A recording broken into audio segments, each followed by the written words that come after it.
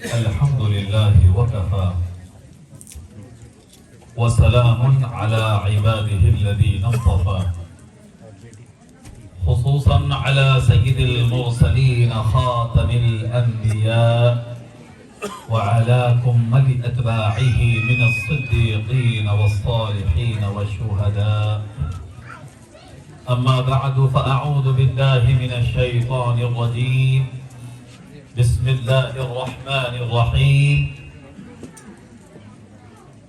اهدنا الصراط المستقيم. صدق الله العظيم وبلغنا رسوله النبي الكريم ونحن على ذلك لمن الشاهدين والشاكرين. آمين. الحمد لله رب العالمين. إن الله وملائكته يصلون على النبي يا أيها الذين آمنوا صلوا عليه وسلموا تسليما.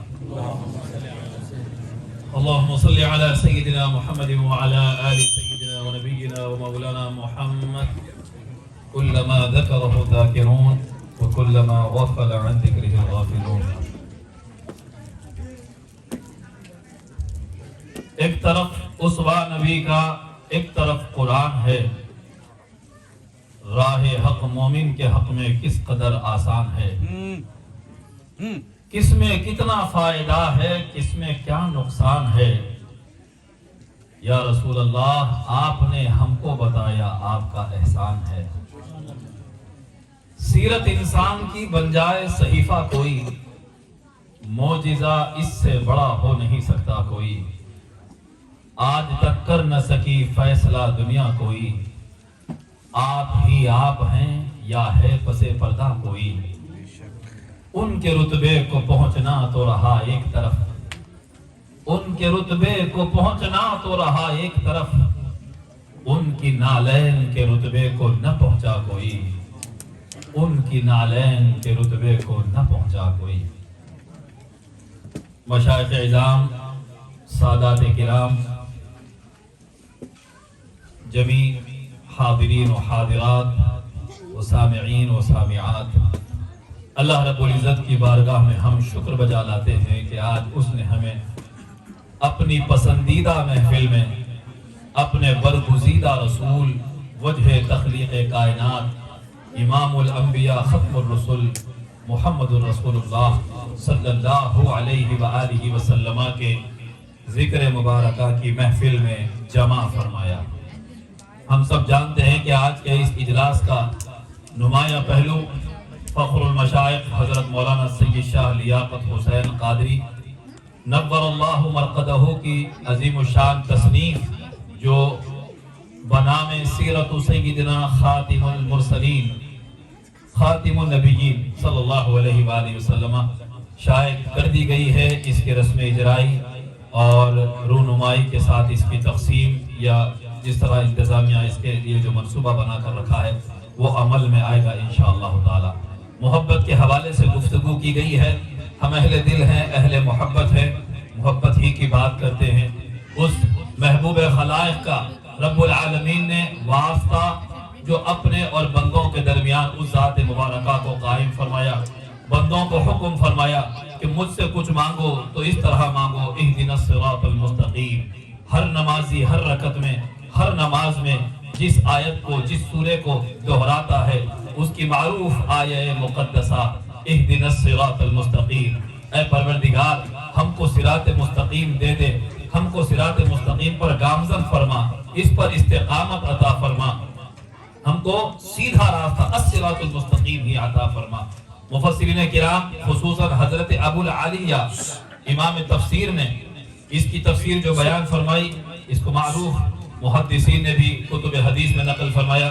اور میرے دادا پیر حضرت شیخ الاسلام سید محمد بادشاہ حسینی لائق علیہ الرحمہ نے تفسیر قادری میں اسی آیت کی تفسیر کے تحت امام ابو العالیہ کا قول نقل فرمایا کہ مَصِّرَاطُ الْمُسْتَقِيم. پوچھا گیا صراط مستقیم کیا ہے جو اللہ سے مانگی جاتی ہے، تو امام ابو العالیہ امام تفسیر نے فرمایا ہوا محمد الرسول اللہ، وہ محمد الرسول اللہ صلی اللہ علیہ وآلہ وسلم کی ذات مبارکہ ہے، آپ کا اسوہ ہے، آپ کا طریقہ ہے، آپ کی نسبت ہے، آپ کے ساتھ تمسک ہے، یعنی آپ سے جڑنا یہی خدا تک پہنچنے کا ذریعہ ہے، یہی خدا کی معرفت کا ذریعہ ہے۔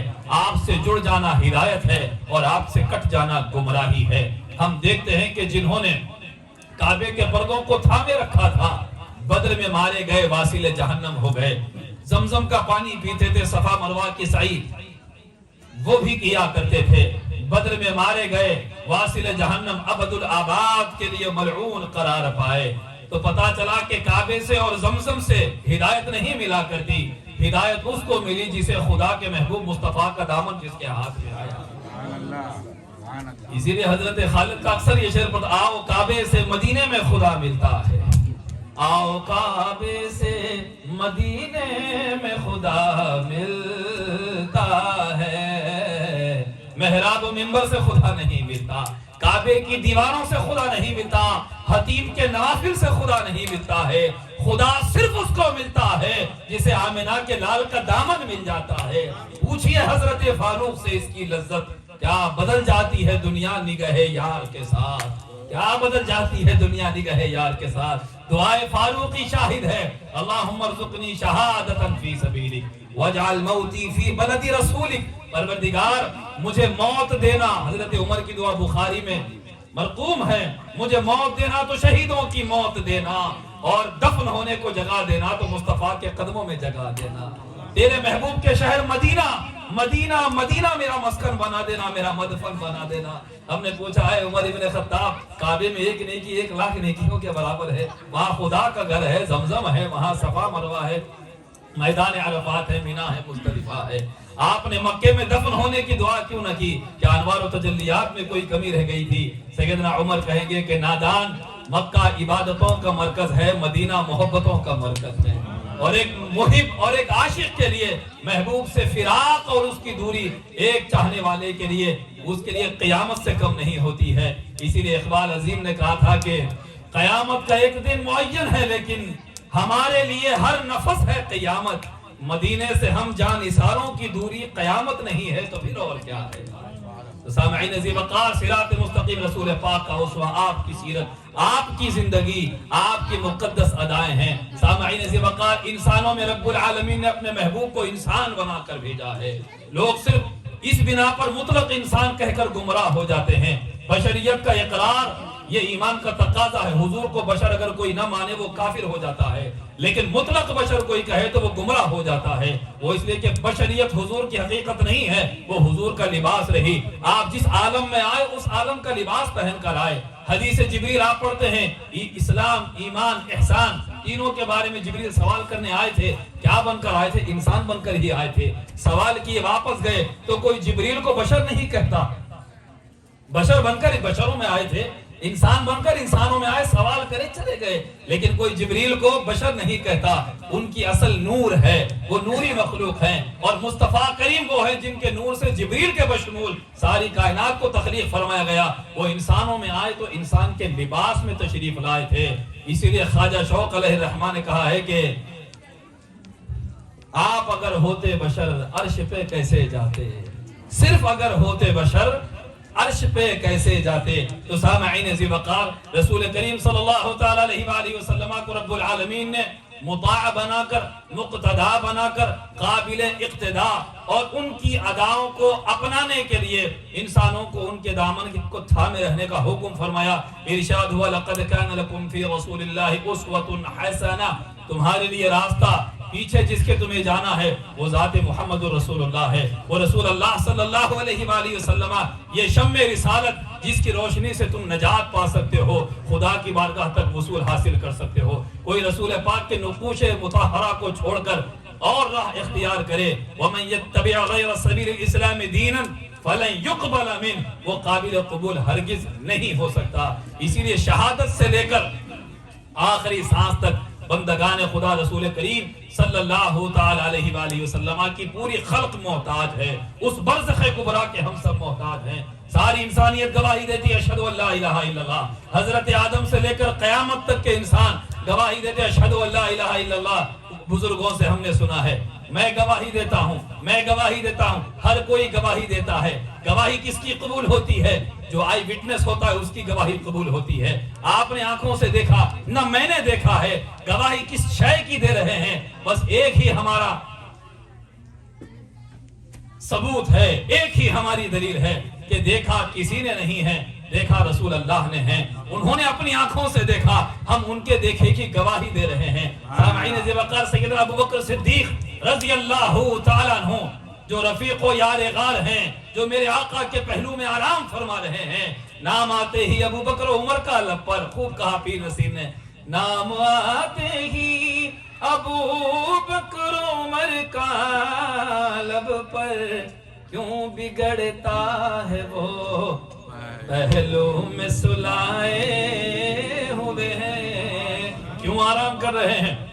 नबी के रफीक कैसे बने, सामईन ज़िवक़ार सिद्दीक़ कैसे बने, यही गवाही हजरत अबू बकर ने बिन देखे दे दी थी। बुखारी की हदीस है, काफिरों ने कहा अगर कोई कहे कि तुमने एक लम्हे में किसी ने कायनात का सफर तय कर लिया है, जमीन और आसमान, जन्नत और दोज़ख के नजारे कर लिए हैं, क्या आप इस बात को यकीनी समझते हैं? सैयदना अबू बकर कहते हैं कि इम्पॉसिबल, हो ही नहीं सकता। जब काफिरों ने कहा कि अब ये हमारे दाम में फंस गए हैं, ऐ अबू बकर जाओ, तुम्हारे साहब मोहम्मद अरबी सल्लल्लाहु अलैहि वसल्लम वो कह रहे हैं, अब बताओ तुम क्या कहते हो? सैयदना अबू बकर सिद्दीक़ ने कहा तू झूठा है, हुजूर ने नहीं कहा होगा, तू झूठा, मेरे आका ने ऐसा नहीं फरमाया होगा। उन्होंने कहा कि जाओ इस वक्त हरम में देखो, वो यही ऐलान करते हुए खड़े हैं। तो मेरे आका अबू बकर सिद्दीक़ ने फरमाया वल्लाहि लौ क़ाल सदक़ा, खुदा की कसम है अगर हुजूर ये फरमा रहे हैं तो मेरा नबी सच्चा है, सही फरमाया हुजूर ने। अबू बकर अभी तो तुमने सुना नहीं है हुजूर से, अभी तस्दीक कर रहे हो, अभी हुजूर की जबान से आपने नहीं सुना। तो तारीख 7 जुमले सैयदना अबू बकर ने फरमाए, कहा कि अरे नादानो, ये तो बड़ी छोटी सी बात है, ये तो एक छोटी सी जर्नी है जो जमीन से आसमान और जन्नत और दोज़ख की है।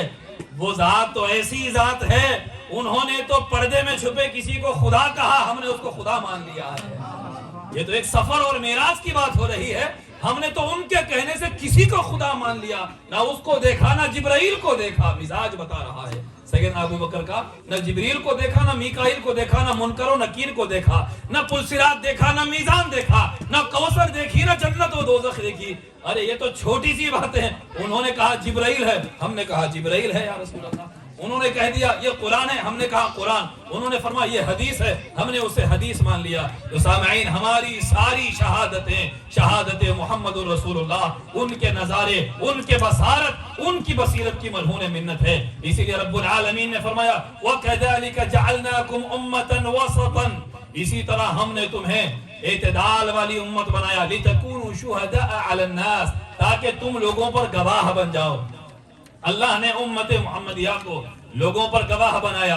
आप क्या गवाही देने वाले हैं? बरोज़े महशर कौमें, नबियों की जो नाफरमान कौमें रही हैं, अल्लाह की बारगाह में कहेगी ऐ परवरदिगार, हमको तेरा पैगाम नहीं मिला। अंबिया कहेंगे परवरदिगार, हमने इनको तेरा पैगाम पहुंचाया था, हमने साई बलीग की थी, इन्होंने तकजीब की, इन्होंने इनकार किया।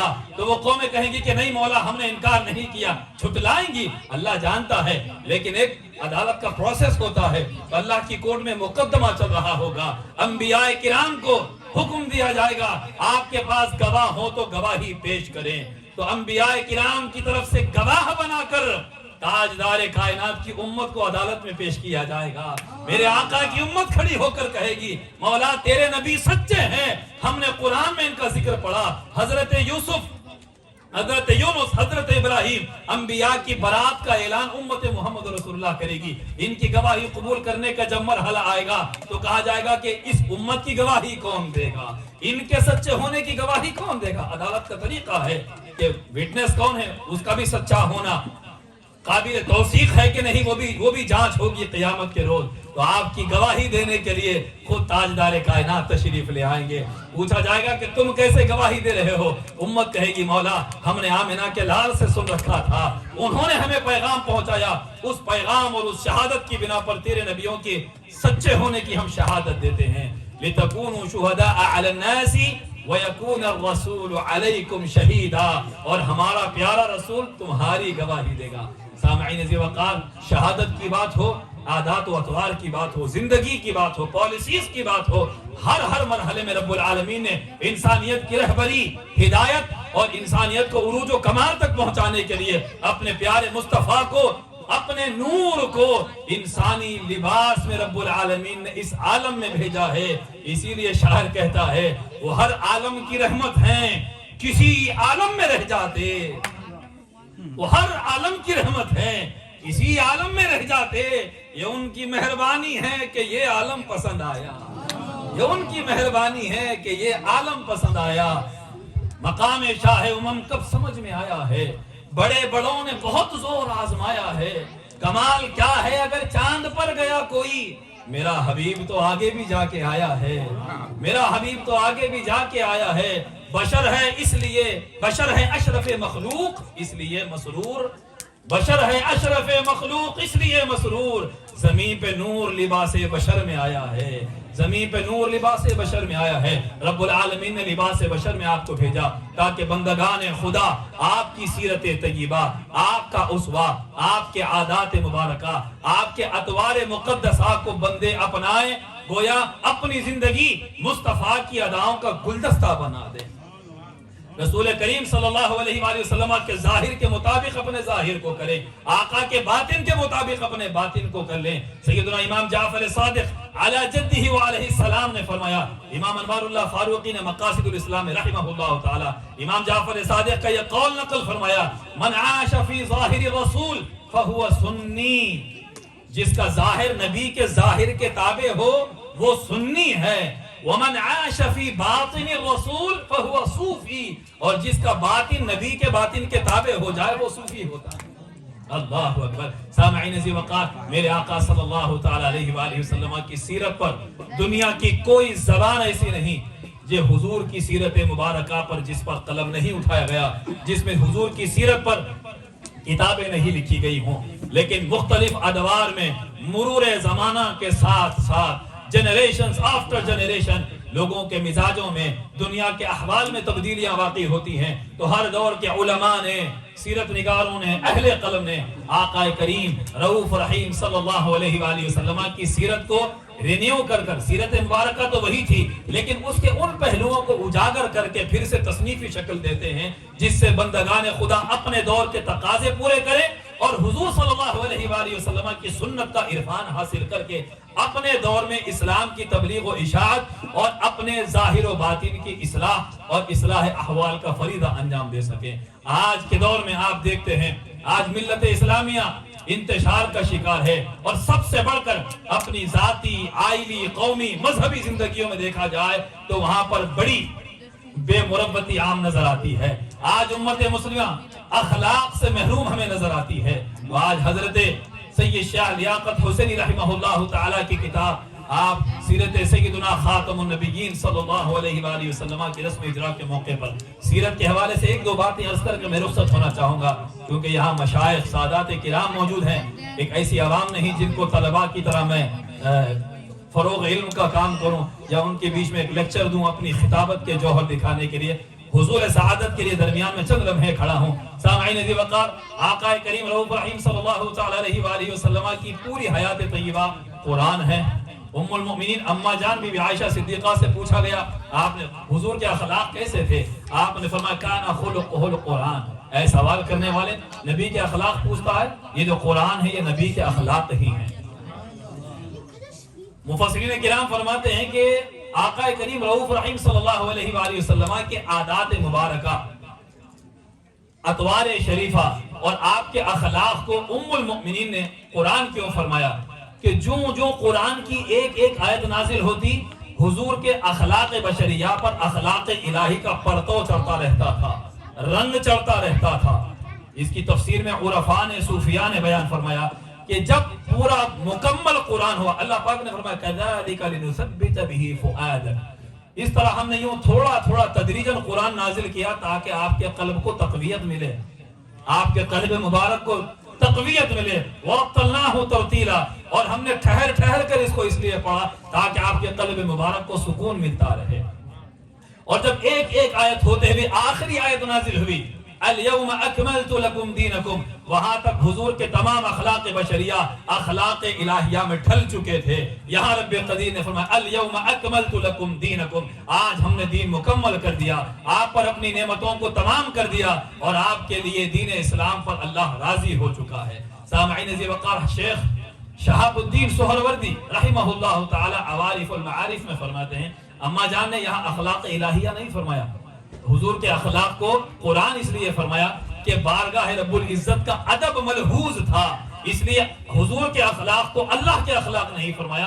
کلام خدا سے اس کی تشبیہ دے کر آداب کو ملحوظ رکھا، اور چونکہ کلام متکلم کی صفت ہی ہوتا ہے، شان محمدی بھی بیان کر دی، بارگاہ رب العزت کا ادب بھی برقرار رہ گیا کہ آپ کے اخلاق قرآن ہیں، یعنی اخلاق الہیہ میں آپ ڈھل چکے ہیں. اسی لیے حضرت شیخ محی الدین ابن عربی رحمہ اللہ تلقیح الاذہان میں، اور احیاء العلوم میں امام غزالی، علامہ اسماعیل حقی علیہ رحمۃ تفسیر روح البیان میں آپ فرماتے ہیں ان للہ 360 خلقا، اللہ تعالیٰ کے 360 اخلاق ہیں. من لقیہ واحد منہا مع التوحید دخل الجنہ او کما قال، کہ جس کسی نے اللہ کے 360 اخلاق میں سے ایک اخلاق کو بھی اپنا لیا توحید کے ساتھ، اقرار توحید کے ساتھ، عقیدے کے ساتھ، ایک اخلاق الہی بھی جو اپنا لیتا ہے وہ جنت میں داخل ہو جاتا ہے. حضور نبی کریم صلی اللہ تعالی علیہ وآلہ وسلم مکمل آقا کریم اخلاق الہیہ کا پرتو اور آپ پیکر تھے، اسی لیے آپ کو سراپا رحمت ہی کہا گیا. وہاں پر زحمت نہیں، وہاں پر کوئی معاملہ رحمت کے مغایر نظر نہیں آتا. انما بعثت رحمہ، انما بعثت رحمہ، اعلان آج بھی ہماری کانوں سے ٹکرا رہا ہے، مجھے رحمت بنا کر بھیجا گیا، مجھے رحمت بنا کر بھیجا گیا. کیسی رحمت بنا کر بھیجا گیا؟ خادم سے پوچھیں، نوکر سے پوچھیں آدمی کے اخلاق کیا ہوتے ہیں، کیونکہ جب نوکر نافرمانی کرتا ہے پھر مالک کے اخلاق نظر آتے ہیں، اس کی قوت برداشت نظر آتی ہے. سیدنا انس بن مالک رضی اللہ تعالیٰ عنہ، حضرت ام سلیم نے اپنا بیٹا نبی کے گھر میں چھوڑا، سبحان اللہ. حضرت ام سلیم نے ضرورت محسوس کی کہ چھوٹے کاموں کے لیے حضور کے پاس شہزادے نہیں ہیں، میرے آقا کو بیٹے نہیں ہیں، تو چھوٹے چھوٹے کاموں کے لیے مزاج نبوت پر بار ہو رہا ہے. صحیح خادم وہ ہوتے ہیں جو اپنے مالک کی ضرورتوں کی تکمیل کرتے ہیں. صرف وضو کا پانی پی کر جانے والے اور ہوتے ہیں، صرف تبرک کے طور پر آثار پاک کی زیارت کر لی، حضور کا تبرک پی لیا، آقا کے ہاتھ سے پانی کے چشمے میں بہ رہے پی کر چلا گیا، یہ تو فیض عام ہے، سب اس سے مستفیض ہوا کرتے ہیں. اور عنایت خاص نوکروں پر ہوا کرتی ہے. نوکر سب نہیں بنتے، بھکاری تو سب ہیں حضور کے. دن رات مل رہی ہے دو عالم کو نعمتیں، اللہ دے رہا ہے، محمد کا ہاتھ ہے. لینے والے بہت ہیں، غلامی اور نوکری کرنے والے بہت کم ہوتے ہیں. کیا ضرورت ہے میرے آقا کی، میرے آقا کے منشا کے مطابق کیا ہونا چاہیے، یہ نوکری کرنے والے ہم میں بہت کم ہیں. ام سلیم رضی اللہ تعالی عنہا نے اپنا بیٹا لا کر بارگاہ رسالت میں چھوڑا. یا رسول اللہ، یہ غلام حاضر ہے. ہائے ہائے، بچہ ہے چھوٹا سا، 7 برس 8 برس کا، جو کام ہوگا یہ انس کر لے گا. سیدنا انس فرماتے ہیں جب بھی چھوٹے موٹے کام ہوتے ان کو بلا کر لاؤ، وہ لے کر آؤ، میں لے کر آتا. ایک بار باہر بچے کھیل رہے تھے، کچھ کھیل چل رہا تھا، مجھے وہاں جانا تھا. حضور نے فرمایا کہ انس فلاں کو بلا کر لاؤ. انہوں نے کہا کہ خدا کی قسم میں نہیں جاؤں گا. سیدنا انس کہتے میں نے کہا خدا کی قسم، بچے ہیں، لڑک پن ہے، میں نہیں جاؤں گا. یہ کہہ کر کھیلنے کے لیے چلے گئے، بچوں کے ساتھ کھیل رہے تھے. حضرت انس فرماتے کافی دیر کھیلنے کے بعد اچانک میرے شانوں پر ٹھنڈک محسوس ہوئی. مڑ کر دیکھا تو رسول پاک تشریف لا چکے ہیں. حضور نے ہاتھ رکھ کر مسکرا کر فرمایا یا انیس اذهب، اے بیٹے انس جاؤ اس کو بلا کر لاؤ. تو انس کہتے ہاں اب میں جاؤں گا، بلا کر لاؤں گا. سیدنا انس جاتے ہیں اور اس کو کام کر دیتے ہیں. پتہ کیا چلا، حضور کے اخلاق طیبہ وہ تھے، ایک خادم اور نوکر بھی انکار کر دے اس کو بڑی نرمی کے ساتھ، بڑی محبت کے ساتھ اس کو کام پر راضی فرمایا کرتے. تو حضرت انس کہتے ہیں کہ 10 برس میں نے بارگاہ رسالت میں خدمت کی، 10 سالوں میں کبھی ایک بار بھی حضور نے مجھ سے یہ نہیں پوچھا کہ تم نے یہ کیوں نہیں کیا. اپنے نوکر سے 10 سال میں ایک بار نہیں پوچھا کہ یہ تم نے کیوں کیا، یہ تم نے کیوں نہیں کیا. خدا کی عزت و جلال کی قسم ہے، ایسا اخلاق کا پیکر کائنات کی نگاہیں دیکھنے سے قاصر ہیں. انک لعلی خلق عظیم، آپ خلق عظیم کے منصب پر فائز ہیں. انک ذو خلق عظیم نہیں ہو رہا ہے ارشاد، آپ عظیم اخلاق والے ہیں، نہیں. انک لعلی خلق عظیم، اے مصطفیٰ اخلاق عظیم کا بھی جو منصب ہے آپ اس کے بھی اوپر کے درجے پر فائز ہو۔ علماء فرماتے ہیں ایک اخلاق حسنہ ہے، ایک اخلاق کریمہ ہے، ایک اخلاق عظیمہ ہے۔ اخلاق حسنہ اچھے کا بدلہ اچھا، برے کا بدلہ برا۔ اخلاق کریمہ اچھے کا بدلہ اچھا، برے کا بدلہ عفو، درگزر کرنا۔ اخلاق عظیمہ اچھے کا بدلہ اچھا، برے کا بدلہ بھی اچھا، یہ اخلاق عظیمہ ہوتا ہے۔ رسول پاک صلی اللہ علیہ وآلہ وسلم ان سارے درجات کے بھی اوپر سب سے اعلیٰ درجے پر فائز ہیں۔ آخری واقعہ سنا کر اپنی گفتگو کو ہم ختم کرتے ہیں اخلاق عظیمہ کا، جس کو السیرۃ النبویہ میں نقل کیا گیا۔ حضرت شیبہ بن عثمان بیان کرتے ہیں کہ فتح مکہ کے بعد رسول پاک حوازن کی جنگ کی طرف متوجہ ہوئے۔ میرے خاندان والے بدر و احد میں مارے گئے تھے، بظاہر کلمہ پڑھ لیا تھا، بہت سے لوگ تھے جنہوں نے کلمہ پڑھ لیا تھا فتح مکہ کے موقع پر جان بچانے کے لیے، یا ایک میجورٹی ہو گئی، اسلام کا غلبہ ہو گیا، چلو پڑھ لیتے ہیں، کلمہ پڑھ لیا، لیکن دل میں بھرا ہوا تھا زہر۔ سوچا کہ اس جنگ میں اگر موقع مل جائے تو رسول پاک کو میں شہید کر دوں گا، معاذ اللہ، استغفر اللہ۔ شیبہ بن عثمان کہتے ہیں کہ جنگ میں ایک موقع میرے ہاتھ آیا، رسول پاک تنہا ہو گئے، سواری سے آقا نیچے تشریف لائے، میں نے کہا اس سے اچھا موقع نہیں مل سکتا۔ میں نے شمشیر بے نیام کی اور وار کرنا ہی چاہتا تھا کہ اچانک ایک آگ کا شعلہ میری طرف لپکا، آنکھیں چدیا گئی، تلوار چھوڑ کر میں نے آنکھوں پر ہاتھ رکھ لیا۔ جب ہاتھ ہٹایا سامنے آقا مسکراتے ہوئے تشریف فرما تھے۔ حضور مسکراتے ہوئے فرماتے ہیں کہ آقا نے اپنا دست مقدس 3 مرتبہ میرے سینے پر رکھ کر ہٹایا۔ شیبہ کہتے خدا کی قسم ہے جب حضور کا ہاتھ لگنے سے پہلے حضور سے زیادہ کسی سے نفرت نہ تھی، جب حضور نے دست مبارک لگا کر ہاتھ ہٹایا تو کائنات میں حضور سے زیادہ کوئی پیارا نہیں لگنے لگا۔ دل کی دنیا بدل دی رسول کریم صلی اللہ علیہ وآلہ وسلم نے۔ ارے رب العالمین نے میرے آقا کے دست مبارکہ کو وہ اختیار عطا فرمائے ہیں، جہاں ہاتھ لگائیں جو حکم فرما دیں وہ ہو جائے۔ کہا گیا ابھی وہ چاہیں تو ایک پل میں ہماری دنیا بدل کے رکھ دیں، انہی پہ ہم سب کی ہیں نگاہیں، انہی سے پورا یہ کام ہوگا۔ سامعین کہیں تبلیغ کے لیے پتھر کھائے جا رہے ہیں، جوتیاں لہو لہان ہو رہی ہیں، کہیں میدان میں اتر کر خنجر چل رہے ہیں، تیر اور نیزے بھالوں کا سامنا کیا جا رہا ہے۔ ایک تبلیغ وہ ہے، کہیں دنیا یہ نہ سمجھے کہ مصطفیٰ کریم ظاہری اسباب ہی میں مقید ہو کر رہ گئے، انہی کے محتاج ہے۔ نہیں، وہ تو ایک پروسیس تھا، انسانیت کو اسوہ سکھایا جا رہا تھا۔ تبلیغ کے لیے کیا کیا صعوبتیں جھیلی جانی ہیں، اس سنت کو وہاں قائم کرنا تھا۔ یہاں منشا خدا کا یہ تھا، اے میرے مصطفیٰ شیبہ کا دل کفر سے بھرا ہوا ہے، تیرا ہاتھ لگا کے کائنات کو بتا دے کہ میں نے تیرے ہاتھوں میں کون سے خزانے رکھے ہوئے ہیں۔ پہلی بار ہاتھ لگایا کفر نکالا، دوسری بار ہاتھ لگایا ایمان داخل فرمایا، اور تیسری بار دست مبارک سینے پر رکھا تو کائنات میں سب سے زیادہ اپنی محبت شیبہ کو عطا فرما دی۔ سبحان اللہ، انما انا قاسم واللہ یعطی، تقسیم تو مصطفیٰ ہی کرتے ہیں۔ اے خدا کی نعمتیں اپنے دامنوں میں سمیٹنے والوں، نعمتیں حصی ہو، معنوی ہو، ظاہری ہو یا باطنی ہو، جو بھی ملتا ہے در مصطفیٰ سے ملا کرتا ہے۔ دن رات مل رہی ہیں دو عالم کو نعمتیں، اللہ دے رہا ہے، محمد کا ہاتھ ہے۔ تو سامعین ذی وقار، اس دور کے تقاضوں کے مطابق لکھی گئی سیرت کی مایہ تصنیف، جس کا خادم نے کچھ ابواب کا مطالعہ کیا، جو محبت سے بھری، عرفانی رموز سے بھری ہوئی، اور اس دور کے تقاضوں کے مطابق مختصر سمندر کو کوزے میں جس طرح سما دیا گیا ہے، وہ سیرت کی کتاب آج انشاءاللہ رسم اجرائی اور اس کی تقسیم یا اس کی تقسیم ہونے والی ہے انشاءاللہ بلا ہدیہ۔ کاروبار خراب تو نہیں کرنا، ہدیہ ایک ہی ہے، دعا دینا ہے بات۔ اس کتاب کو بلا ہدیہ تقسیم کیا جا رہا ہے۔ اس کا ہدیہ ایک ہے کہ اس کے لیے آپ اہتمام کرنے والے اور اس کی نشر و اشاعت کرنے والوں کے حق میں آپ حضرات کو دعا کرنا ہے۔ اللہ پاک کی بارگاہ میں ہم دعا کرتے ہیں کہ پروردگار اس خانوادے کو شاد و آباد رکھے، ان بزرگوں کے فیضان سے ہماری نسلوں کو مالا مال فرمائے۔ اللہ تعالیٰ نے شکاگو کی سرزمین کو عزتوں سے نوازا کہ یہاں پر ہر محفل میں ہمیں سادات کے نورانی چہرے چمکتے ہوئے دکھائی دیتے ہیں۔ مولا اس گلشن زہرا کو آباد رکھے، اللہ تعالیٰ ہماری نسلوں کو ان سے وابستہ رکھے، اور اللہ تعالیٰ ان کے آبا و اجداد کی جو میراث علم ہے اس کی شمع سے ہم کو اور ان خانوادوں کو ہمیشہ منور رکھے۔ وصلی اللہ تعالی علی خیر خلقہ سیدنا محمد وآلہ وصحبہ وبارک وسلم اجمعین والحمدللہ رب العالمین۔ تکبیر، نعرہ رسالت، نعرہ حیدری۔